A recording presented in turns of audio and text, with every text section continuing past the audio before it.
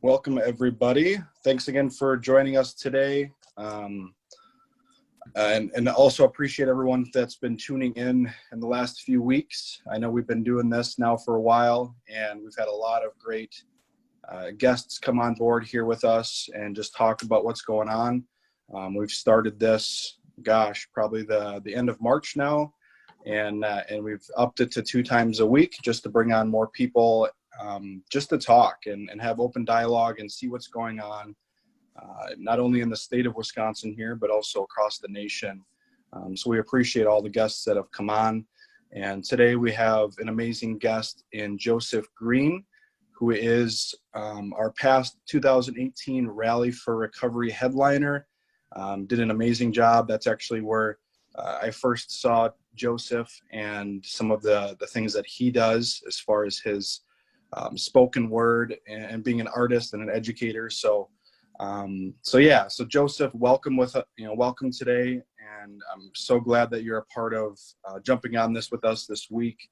I know we have a few people in the room already, and that are excited to hear from you, and excited to hear what kind of message that you're bringing today, and also just engaging with the crowd. And I do encourage anybody that is in today to ask questions to Joesph. You guys can either type them in the chat here below, or you have the option of raising your hand, and at the end we'll have about 5 to 10 minutes of questions that you guys can ask for Joesph. So with that, I'm also sorry, I had somebody comment here. I'm also in this video with Jessica Geschke, who is my coworker here at Wisconsin Voices for Recovery. So welcome, Jessie, and she's going to actually be taking over as the moderator for today. So Jessie, I'll let you go ahead. Yep. Hello, everyone. Thanks again for joining us. So we're going to go ahead and get started with Joesph. And again, we wanted to thank you, Joesph, for coming on 2018 Rally. That seems like forever ago when we were riding around my car to Madison East and West high schools, and you were presenting there. But we are so appreciative of you coming to Wisconsin for our rally and the work that you do. We just enjoy you so much. So thank you so much for coming on today and giving us a piece of you here in our live Q&A. If you want to go ahead and just do your thing. We wanted to open it up this way so you could just go for it and show us what makes Joesph Joesph. May we lost causes find at the height of our sobriety that which we never found at the bottom of our addiction. Salvation was never there. Trust me, I looked often and with the thorough eye of a man willing to face anything except his own truth. My truth has always been a relentless and unforgiving lover who has always refused to assume the role of mistress. She would lie with me when I thought I was alone, sit next to me on the train when I thought I was running away, and if I adjusted the frequency just so, I swear I could hear her whisper, "I can set you free." She was there the day I sat shaking on the corner of my drug dealer's kitchen, waiting for him to fall asleep so that I might creep into his stash spot and put a Band-Aid over this bullet wound of an addiction. She was there the day the man who welcomed me in like a son said like Christ to Judas, "I know it was you." Selfish son seething with the serpent's intent and sending fingers stealing from the cash register his money, his trust, but somehow never his faith. She was there the day my closest friend stopped talking to me. He'd recognized the signs, had been through this before, and refused to be on the receiving end of yet another suicide note. She was there when I learned that what the world has taught me was a moral failing was in fact a disease, a poison passed effortlessly through the veins of my family tree. She told me on that day, never forget, recovery is to redemption as love is to forgiveness. Where there is one, you will always find the other. We must fall out of love with punishing ourselves for the pain our actions have inflicted upon others. I'm sorry will only ever be a bucket of sand trying to smother a forest fire. And while apologies are important, if the universe is ever to extract the remaining usefulness from us, forgiveness has to be an olive branch we eventually extend ourselves.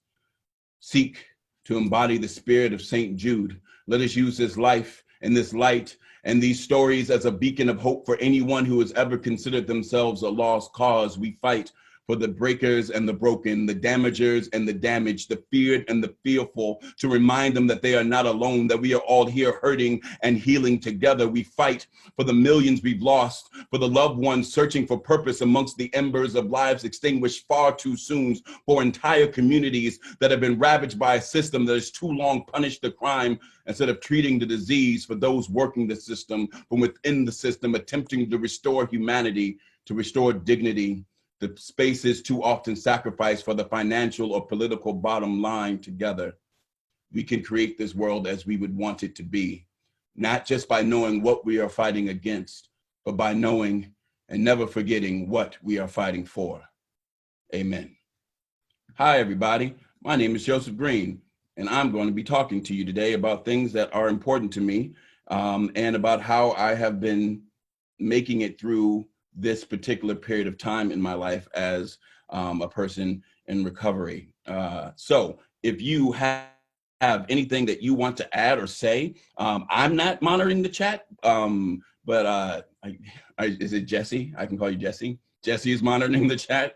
And if you want to show your face, you can just raise your hand and I'll be like, yes, you talk now, and you can unmute, and then you can ask a question, because this is far less the presentation as much as it should be a conversation. I am not the harborer of any ancient or medically proven knowledge. I am just someone who is doing the best they can and having a pretty decent go at it right now. So hopefully something I'm doing and something I'm going through or something I've been through can be of some comfort to you all. I'm a spoken word artist, if you can't tell. If you were unfamiliar with spoken word before I started ranting a few minutes ago, it is just someone who writes poetry and says it out loud. That last poem was called The Ballad of St. Jude. And normally I tell people who St. Jude is before I do the poem, but most of us know who St. Jude is, if not by name, just by the fact that we are still here. And so it's for anyone who's ever considered themselves a lost cause. And I imagine out there right now in the world, wherever you are, you or someone you know has felt something like bottom over this past few months. And so that's why I wanted to start there, because whenever I feel like a lost cause, I remember, or I try to force myself to remember, that if I am still here, then the cause is not lost. And so the poem itself is speaking to a group of people, trying to remind them that if we're still here and still fighting, that we still have a chance. So yeah, so I write poems. I'm also someone who works in recovery. I help by doing writing workshops with people in recovery. I also work in prevention. I work with different organizations, including one in your town or your state called Rise Together, creating programs for young people to tap into their brilliance and resilience and strength so that they can make good decisions, but also so that they are capable of withstanding the inevitable storm, as it will be in all of our lives. And so, yeah, I do that. I also work with young people here. I write writing workshops, curriculum for high school students. I've been working a lot with mental health and mental health advocacy, creating programs for inner city young people in the hopes that we'll be able to translate some of this academic knowledge into something that they can use regularly on a day-to-day basis. And I've been working now a lot with incarcerated people, going back and forth to jails and prisons here in DC and in Maryland, trying to do the same work in those spaces, trying to restore, as the poem says, humanity to spaces that have far too long been forgotten and or underserviced because they do not fit the financial or political bottom lines. Yeah, so I do that, and I do it, and I love it, and it's very stressful, but I have things in my life that I attempt to use for balance. On a personal note, I'm a dad. I'm a dad 2 times over now. We welcomed my wife and I's first son, my second son, into the world. His name is August. That was December 15th of last year. So my quarantine has actually been, we've been in this house together, save the 1 week I went back to work before everything shut down, since December 15th. And it's been a long journey of realizing the things that are stressing me out were only stressing me out because I was allowing my thinking to let it be that way.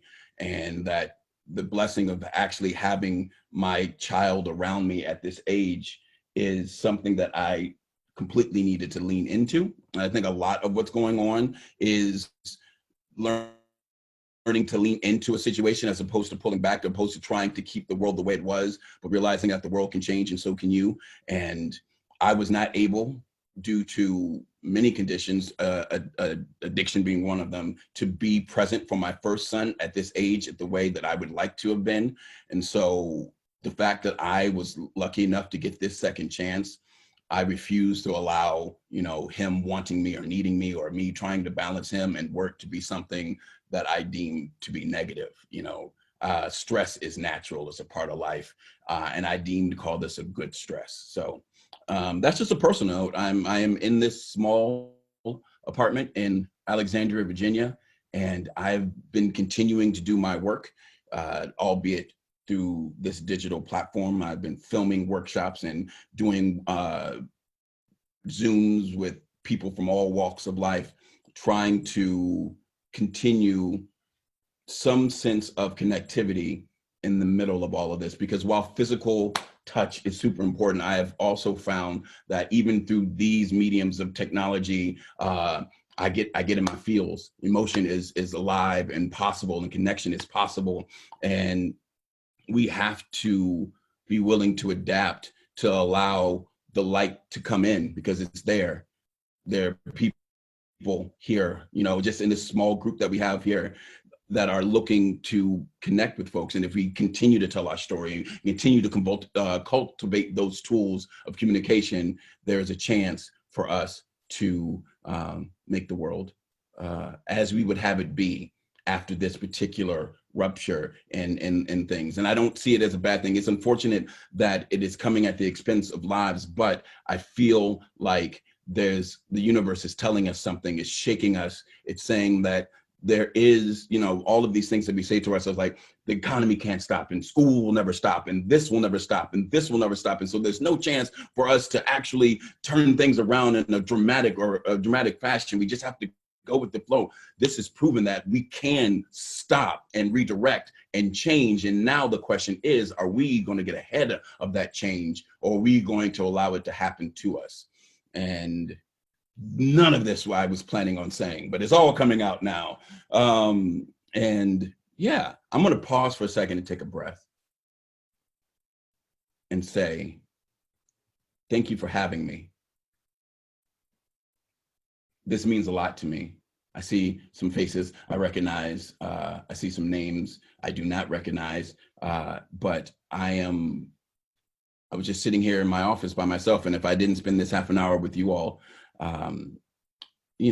what would I be doing? So I'm really excited to be here to share. I'll do another poem at some point later, but this is just an opportunity for us to really just communicate with one another what we're doing in these spaces. And I guess because I am a face of, that is familiar, I will guide this conversation, but by no means want to be the only person talking in this conversation, because in that case, it would not be a conversation. So if there is anything that you would like to know, anything about what I'm doing in my personal mindfulness practice, you can stop and raise your